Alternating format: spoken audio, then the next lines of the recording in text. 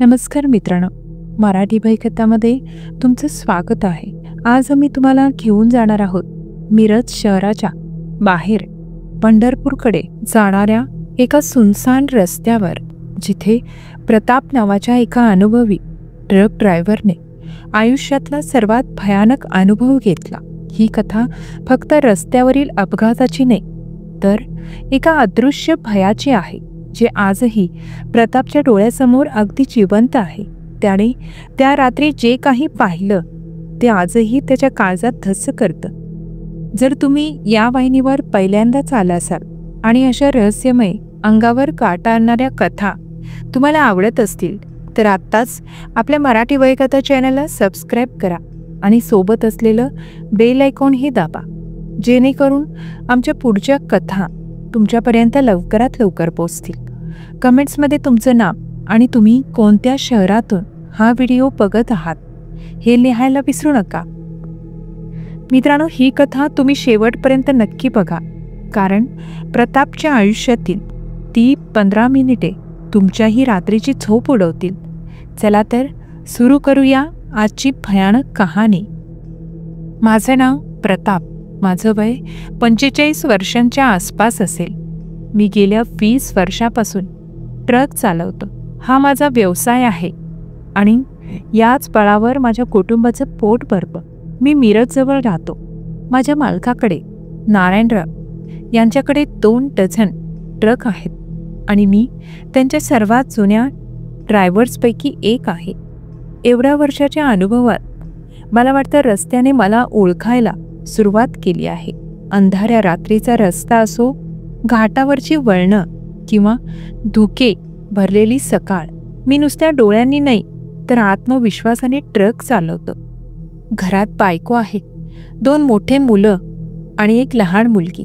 मोठा 10वीत आहे, दुसरा 7वीत आणि मुलगी अजून प्राथमिक शाळेत आहे. आई पण सोबतच असते. आमचं भाड्याचं घर आहे, पण त्या घराच्या प्रत्येक कोपऱ्यात आम्ही आमचं आयुष्य जगलोय म्हणून ते आपलं वाटतं. तो दिवस तसा सामान्यच होता. सकाळी बायकोच्या हातची गरमागरम चहा चपाती खाल्ली, मुलांना शाळेत पाठवलं आणि दिवसभर घरीच बसून होतो, कारण मालकांकडून कोणतीही ऑर्डर नव्हती. संध्याकाळ झाली आणि माझ्या खिशातील फोनची घंटी वाजली. स्क्रीनवर नारायणराव असं नाव चमकलं. प्रताप, आज एक खास डिलिव्हरी करायची आहे. आता नंबर नोट कर, एका ठेकेदाराशी बोलायचं आहे. मी नंबर लिहून घेतला. नारायणराव म्हणाले, त्यांच्याशी बोल, ते तुला पत्ता आणि माल काय घ्यायचा ते सांगते. मी फोन बंद केला आणि तो नवीन नंबर डायल केला. दुसऱ्याच रिंगला फोन उचलला गेला. पलीकडून तीव्र पण घाई गर्दीत बोलणारा आवाज आला. हां प्रताप, नारायणरावांनी सांगितलं. ऐक, हा पत्ता लिहून घे. मिरज पंढरपूर रोडवर लिंगाप्पा अँड सन्स बिल्डिंग मटेरियल नावाचं दुकान आहे. तिथे ये, मी तिथेच भेटेल. संध्याकाळची वेळ होती. सूर्य मावळतीला लागला होता. मी ट्रक काढला. शहराच्या गल्लीबोळातून जात असताना हवेत दिवसभराची उष्णता आणि हलकासा धुळीचा वास जाणवत होता. पंढरपूर रोडवर पोहोचल्यावर शहराचा गोंधळ मागे पडला. काही ठिकाणी लोक चहा पित होते, तर काही दुकानदार दुकान बंद करण्याच्या तयारीत लागले होते. जेव्हा मी लिंगाप्पा अँड सन्सच्या दुकानासमोर पोचलो, तेव्हा तो ठेकेदार तिथे उपस्थित होता. मध्यमवयीन, डोक्यावर पांढरी टोपी, चेहरा हलका सावळा आणि डोळ्यात तीव्र चमक असलेला माणूस. त्याने हात हलवून इशारा केला. या, गाडी इथे समोर लावा. मी ट्रक उभा केला. त्याने मजुरांना आवाज दिला, चला लवकर, माल चढवा. दुकानदार लिंगाप्पा साहेब यांनी माझं अगदी उत्साहाने स्वागतही केलं आणि लगेच माझ्यासाठी गरमागरम चहा मागवला. आम्ही दुकानाच्या आत एका जुन्या लाकडी बाकावर बसलो. बाहेरच्या बाजूला मजुरांचा गोंगाट सुरू होता. लोखंडी चण्यांचे गट्टे उचलले की धातूचा कठोर आवाज येत होता. सिमेंटच्या जड पोत्यांचे ओझे खांद्यावर घेताना मजुरांचे श्वास जोरदार होत होते आणि दगडी खडीची पोती खाली आपटताच धुळीचा एक हलका ढग उडून जात होता.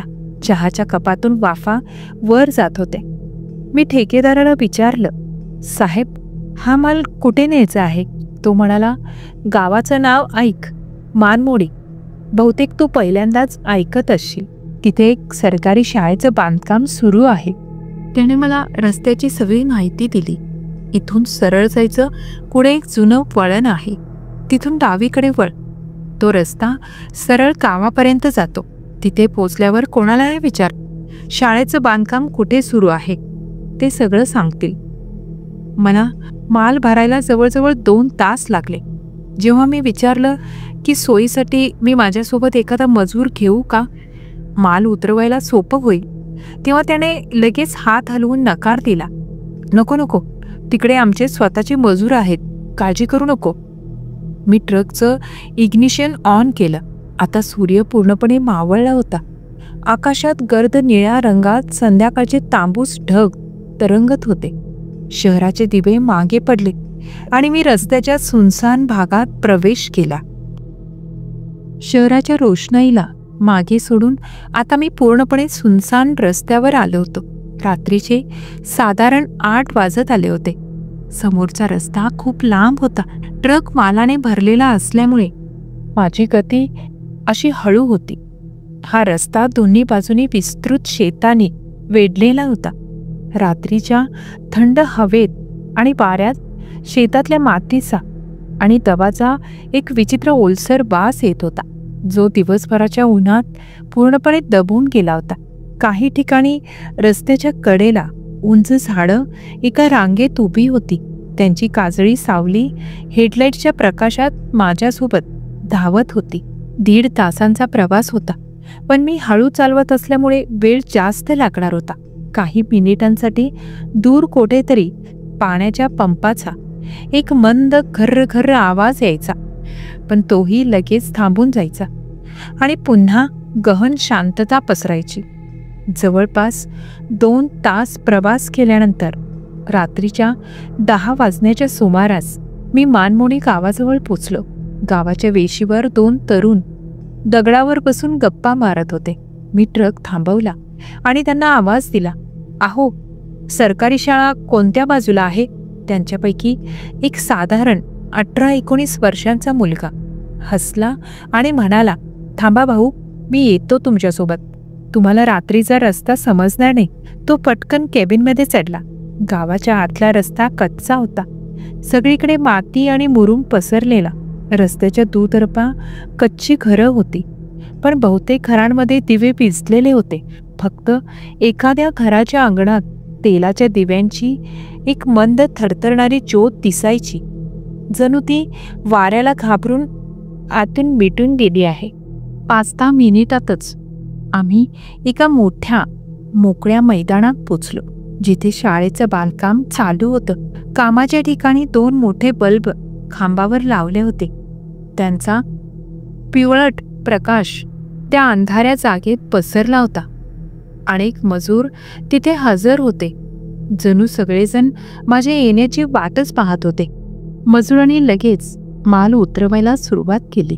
एक मिस्त्री मला जवळ ठेवलेल्या एका जुनाट लाकडी खाटेपर्यंत घेऊन गेला. पाणी दिलं, चौकशी केली. थोड्या वेळाने शाळेचा देखरेख करणारा मालक आला. स्वच्छ कपड्यातील मध्यमवयीन माणूस, जो कामावर बारीक नजर ठेवून होता.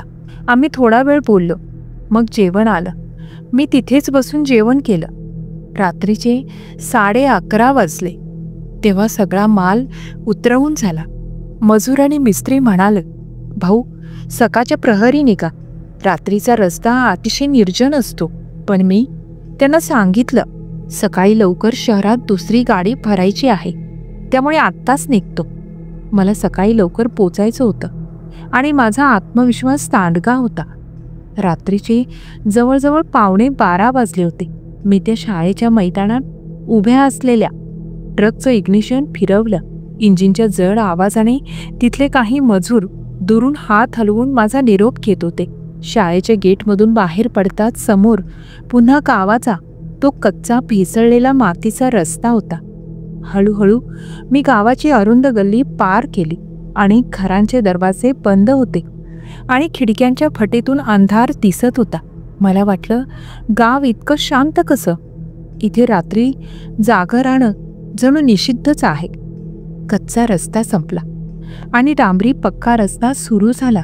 गाव मागे पडताच माझ्या आजूबाजूचं दृश्य क्षणार्धात बदललं. उजवीकडे आणि डावीकडे विशाल पसरलेली शेतं, दूरवर काहीच नाही, फक्त अंधाराची जाड चादर. आकाश ढगांच्या तुकड्यांनी झाकलेलं होतं, त्यामुळे चंद्र, तारे काहीच दिसत नव्हतं. माझ्या हेडलाईट्सच्या पांढऱ्या प्रकाशाच्या पलीकडे सगळं काही गर्द काळोखात बुडून गेलं होतं. रस्ता इतका शांत आणि एकटा होता की मला इंजिनच्या आवाजासोबतच माझ्या हृदयाचे ठोके ते देखील स्पष्ट ऐकू येत होते. अधूनमधून एखाद्या रातकिड्याचा आवाज यायचा आणि मग पुन्हा भीषण शांतता. हवा थंड आणि जड झाली होती. मी गाडी थोडी वेगात चालवत होतो, जेणेकरून लवकर शहराच्या जवळ पोहोचेन. पण त्याच क्षणी एका लांब सरळ रस्त्याच्या तुकड्यावर माझ्या हेडलाईटच्या पिवळट वर्तुळात काळोखी आकृती दिसली. पहिल्यांदा मला वाटलं कदाचित प्लॅस्टिकची पिशवी असेल किंवा वाऱ्याने हलणारे एखादे झुडूप. पण जसा मी जवळ गेलो तसतसं ते स्पष्ट होऊ लागलं. ती एक व्यक्ती होती. ती एक स्त्री होती. डोक्यापासून पायापर्यंत काळ्या कपड्यांमध्ये ती रस्त्याच्या अगदी मध्यभागी स्थिर उभी होती. एक क्षणभर मला वाटलं ती जमिनीत घट्ट रोवली गेली आहे. तिचा चेहरा प्रकाशात येत नव्हता, कारण ती डोळे मिटून एकदम निश्चल उभी होती, जणू कोणाची तरी वाट पाहत. माझ्या संपूर्ण शरीरातून थंड लाट गेली. मी स्वतःला सावरलं आणि हॉर्न वाजवला. सुनसान रात्रीत हॉर्नचा आवाज शेतांमध्ये दूरवर घुमला, पण त्या स्त्रीच्या अंगावर किंचितही परिणाम झाला नाही. ती हल्लीही नाही. माझा हात स्टीअरिंगवर अधिक घट्ट पकडला गेला. हा रात्रीचा सन्नाटा, आजूबाजूची ओसाड शेतं आणि रस्त्यावर एकटी उभी असलेली ती स्त्री काहीही सामान्य नव्हतं. मी वेग कमी केला. ट्रकचे जड टायर रस्त्याच्या कच्च्या भागाला हलकेच घासले तर बारीक घडीचा कचकच असा आवाज आला. ती स्त्री आता फक्त काही फुटांवर होती. ती तशीच उभी होती, स्थिर, जणू तिच्यासाठी वेळच थांबला होता. मी पुन्हा एकदा हॉर्न वाजवला. तीव्र आवाज शांततेला फाडून गेला, पण तिला काहीच फरक पडला नाही. मी आणखी जवळ गेलो. हेडलाईटचं पिवळसर वर्तुळ हळूहळू तिच्या शरीरावर आणि चेहऱ्यावर पसरायला लागलं आणि तसा प्रकाश तिच्या चेहऱ्यापर्यंत पोचला. माझा श्वास तिथेच थांबला. हेडलाईटचा पिवळकट प्रकाश जसा जसा तिच्या चेहऱ्यावर पडला तसा तसा माझ्या काळजात धस्स झालं. तो चेहरा सामान्य नव्हता. पहिल्या क्षणाला वाटलं हा माझा भ्रम आहे, रात्रीच्या शांततेत झालेला एक विक्षिप्त भास. पण नाही, तो चेहरा एकदम स्पष्ट दिसत होता. चेहऱ्यावर ना भीती, ना राग, ना दुःख, फक्त एक भयंकर शून्यत्व. जणू भावना नावाची गोष्ट तिच्या चेहऱ्यावरून पुसून टाकली होती. ती नुसता उभी होती, पण तिथे तिचे डोळे, ते डोळे असामान्यपणे मोठे, जणू एक काळी दरी असल्यासारखेच होते. पण हेडलाईटचा प्रकाश असूनही त्या डोळ्यांमध्ये एक अजीब थंड चमक होती, जणू आतून एखादा हिरवा मंद दिवा जळत आहे. ती न पापणी लावता माझ्याकडे एक टक लावून पाहत होती. तिच्या नजरेत एक अशी तीव्रता होती जी थेट माझ्या आत्म्याला छेदत होती. माझे हात स्टीअरिंगवर घामाने पूर्णपणे भिजले होते. मी केबिनमध्ये बसूनही मला जाणवलं की माझ्या अंगावरचे केस उभे राहिले आहेत. माझ्या आणि तिच्यामध्ये आता फक्त 5-6 फूट अंतर होतं. ट्रकचं इंजिन सुरू होता, पण त्याचा आवाज माझ्या कानांपर्यंत पोहोचत नव्हता. फक्त माझ्या हृदयाचे ठोके माझ्या कानात ढोल वाजवल्यासारखे ऐकू येत होते. माझी नजर पुन्हा तिच्या हातांवर गेली. तिचे हात अनैसर्गिकपणे लांब होते, इतके लांब की ते तिच्या गुडघ्याच्याही खाली लटकत होते. बोटं सडपातळ आणि विकृत दिसत होती, जणू ती मनुष्याची नाही तर दुसऱ्या कोणत्या तरी जीवाची आहेत. ते हात तिच्या बाजूला स्थिर लटकले होते, पण त्यांची लांबी आणि विचित्रता पाहून माझ्या तोंडून शब्दच फुटत नव्हता. मी 1 मिनिट तसाच गोठून गेलो होतो. माझ्या मनात भीती आणि पळण्याचा विचार यांचा संघर्ष सुरू होता. ती स्त्री तिथे तशीच उभी होती. दुसऱ्या मिनिटाला माझ्या काळजाची धडधड दुप्पट झाली. मी खिडकीतून दुसरीकडे पाहण्याचा प्रयत्न केला, पण तिथे ते चमकणारे डोळे माझ्या डोळ्यांसमोरून हटतच नव्हते. अशीच 8 ते 9 मिनिटे गेली. 1 सेकंदही ती हलली नाही. तिच्या डोळ्यांची तीव्रता क्षणोक्षणी वाढत होती. मला वाटलं आता तर मी ट्रक हलवला तर काहीतरी भयंकर घडेल. माझा पाय क्लच आणि ब्रेकवर अगदी जागच्या जागी गोठून गेला होता. 10व्या मिनिटाला माझ्या नसा ताणल्या गेल्या. मी ठरवलं आता मागे जाण्यात अर्थ नाही. मी हळूच गिअर बदलण्याचा विचार केला, पण त्याच क्षणी ती अचानक हसली. ते हसणं आवाजात नव्हतं, पण तिच्या चेहऱ्यावरील शून्यत्वाच्या जागी एका क्षणासाठी विद्रूप क्रूर हास्य तरळलं आणि तिच्या डोळ्यातील चमक अधिक तीक्ष्ण झाली. आणि मग जे घडलं त्यावर माझा आजही विश्वास बसत नाही. ती स्त्री जमिनीवरून वर उचलली गेली, हवेत तरंगू लागली. कोणत्याही हालचालीशिवाय ती क्षणात रस्त्याच्या कडेला असलेल्या एका उंच वाळलेल्या झाडाकडे सरकली आणि त्या झाडाच्या फांदीवर उलटी लटकली. तिचे काळे कपडे आणि लांब हात हवेत हळूवार डोलत होते. माझ्या अंगावर काटा नाही तर गोठलेलं रक्त होतं. फांदीवर उलटी लटकलेली असताना तिने आपले लांब विकृत हात माझ्या ट्रकच्या दिशेने वाढवले. ते हात हळूहळू जवळ येत होते. मला स्पष्ट दिसत होतं ते हात माझ्या केबिनची काच फोडून मला ओढून घेण्यासाठी येत आहेत. माझ्या मनात खात्री झाली, आता माझा शेवट आहे. माझ्या तोंडातून शब्द फुटत नव्हता, पण माझ्या भीतीने गाळण झालेल्या मनाने आपोआप एक मंत्र घेतला. मी कापऱ्या आणि जोरदार आवाजात हनुमान चालिसा म्हणायला सुरुवात केली. जे हनुमान ज्ञान गुणसागर जे कपीसती लोक उजागर. केबिनच्या आत आता फक्त माझा थरथरणारा आवाज घुमत होता. बाहेरचं भयानक दृश्य मी पूर्णपणे दुर्लक्षित केलं. मी फक्त डोळे मिटून जोरजोरात चालिसा म्हणत राहिलो.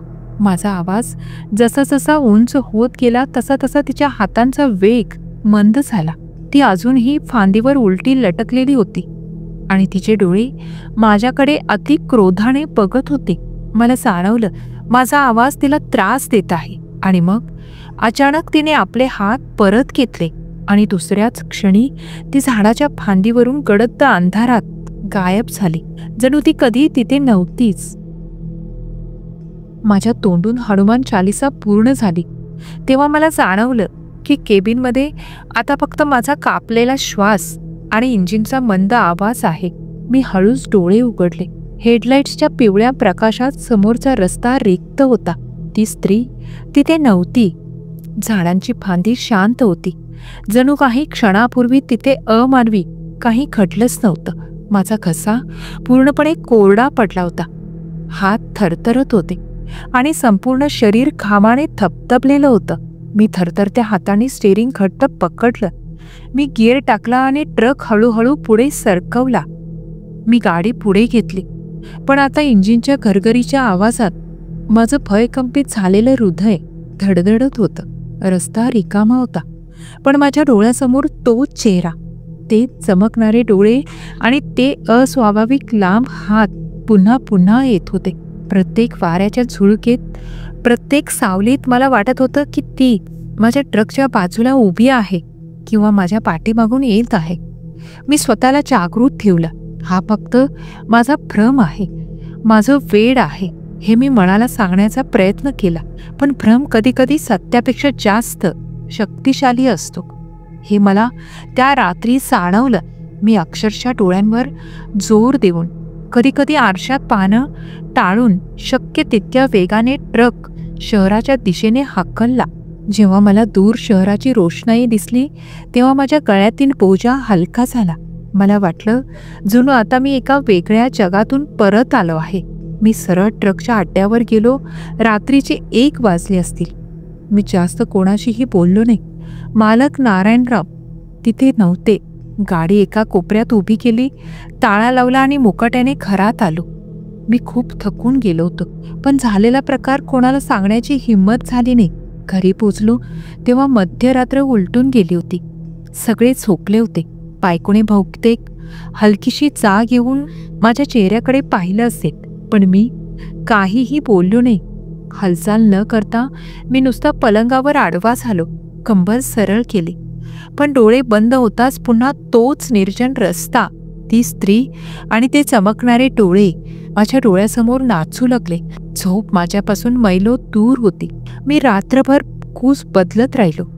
कधी घड्याळाचा टिकटिक आवाज ऐकू यायचा, तर कधी बाहेर कुत्रा भुंकण्याचा आवाज. मला फक्त डोळे गच्च बंद करून काहीही नको होतं, पण मन एकाच विचारात अडकून पडलं होतं. कधीतरी पहाटे डोळा लागला असावा, पण जेव्हा सकाळचा प्रकाश खिडकीतून आत आला आणि मला जाग आली, तेव्हा मला जाणवलं की माझ्या शरीरात अजिबात शक्ती नाही. उठून सरळ बसण्याचीही हिंमत होत नव्हती. श्वास जड होता आणि हातपाय पोझड. बायको जवळ आली आणि काळजीने विचारलं, काय झालं तुम्हाला? तुमचा चेहरा असा का दिसत आहे? मी फक्त एवढंच म्हटलं, अशक्तपणा आलाय, जास्त धावपळ झाली मला, फक्त आराम करू दे. मी तिला काहीही खरंच सांगितलं नाही, कारण मला खात्री होती माझ्यावर कोणी विश्वास ठेवला नसता आणि उगाच घरात भीतीचं वातावरण निर्माण झालं असतं. ही अवस्था अनेक दिवस राहिली. मला जेवण करण्याची इच्छा होत नव्हती. नुसतं फिरतानाही शरीर थकून जायचं. ट्रक काट्यावरचे माझे मित्र विचारायचे, प्रताप भाऊ, तब्येत ठीक नाहीये का? मी फक्त हसून टाळायचो.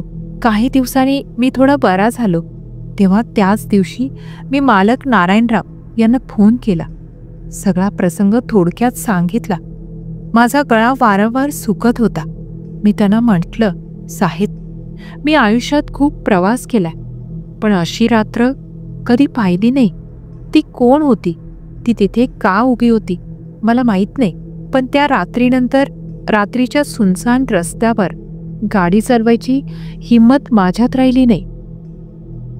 आज इतकी वर्ष झाली, पण ती रात्रीची भयान शांतता आणि त्या अदृश्य शक्तीचा अनुभव माझ्या मनात जमिनीतील बर्फासारखा गोठलेला आहे. मी ट्रक ड्रायव्हिंग सोडलं नाही, पण आता मी रात्रीचा प्रवास पूर्णपणे टाळतो. मी जेव्हा जेव्हा गाडी बाहेर काढतो तेव्हा तो पंढरपूर रोड आणि रस्त्याच्या कडेचं ते उंच वाळलेलं झाड माझ्या डोळ्यासमोर येतं. आयुष्यातले ते फक्त 15 मिनिटं होती, पण त्यांनी माझं आयुष्य कायमचं बदलून टाकलं.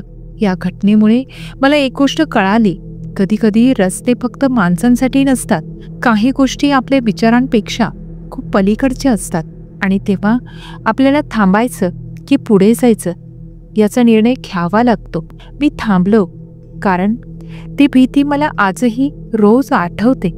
तर मित्रांनो, हा होता प्रतापचा थरारक अनुभव. एका अनुभवी ट्रक ड्रायव्हरच्या आयुष्यातील ती भयानक रात्र. ती कोण होती? ती रस्त्यावर कोणाची वाट पाहत उभी होती आणि हनुमान चालीसा म्हणताच ती अचानक झाडांवरून गायब का झाली? खरंच काही प्रश्न असे असतात ज्यांची उत्तरं आपल्याला कधीच मिळत नाहीत, फक्त त्यांची भीती आपल्या मनात स्थिर राहते. तुम्हाला काय वाटतं? प्रतापला खरंच भूत दिसलं की मानसिक ताणामुळे झालेला तो एक भास होता?